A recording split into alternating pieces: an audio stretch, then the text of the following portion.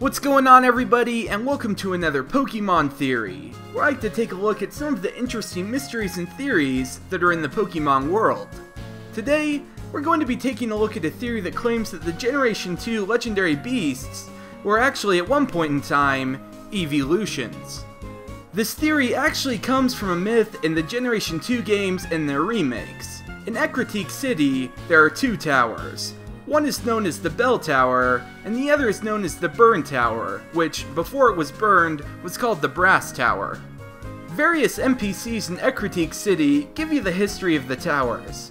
They were built roughly 700 years ago to foster friendship between people and Pokemon.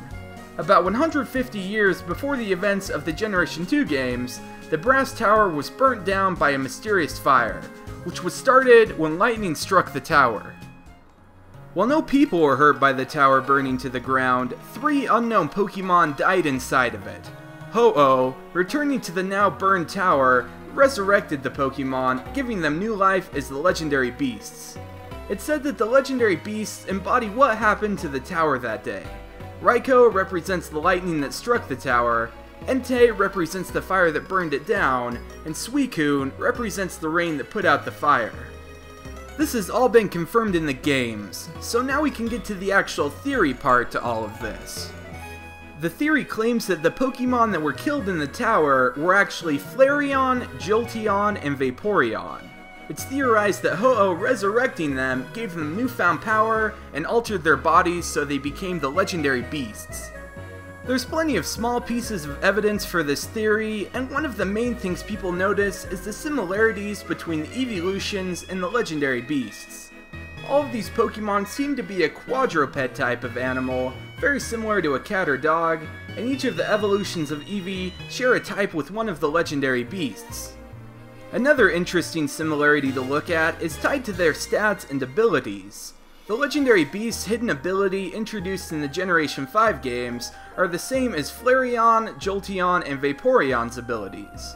From what I've gathered from competitive players and their stats, they seem to be very similar, in that Jolteon and Raikou are both very fast, and Flareon and Entei are both physical attackers.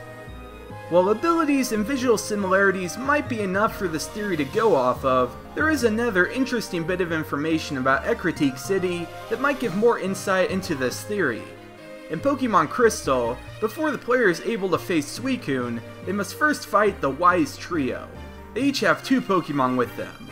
They all have a Noctowl, and the second Pokemon they each have is either a Flareon, Jolteon, or Vaporeon. Another interesting thing to note is that the Kimono Girls in Ecruteak City each have an eeveelution as well.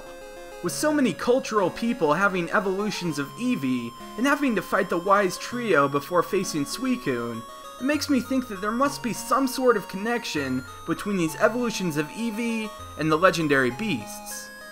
It's possible that this might be huge evidence for the theory, but it's also possible that this might just be nothing. I'm curious to hear what all of you people out there think all of these connections might mean, or if maybe I'm just being crazy and speculating nonsense. Anyways, with that, we've covered the theory regarding if the legendary beasts are actually resurrected Eevee evolutions.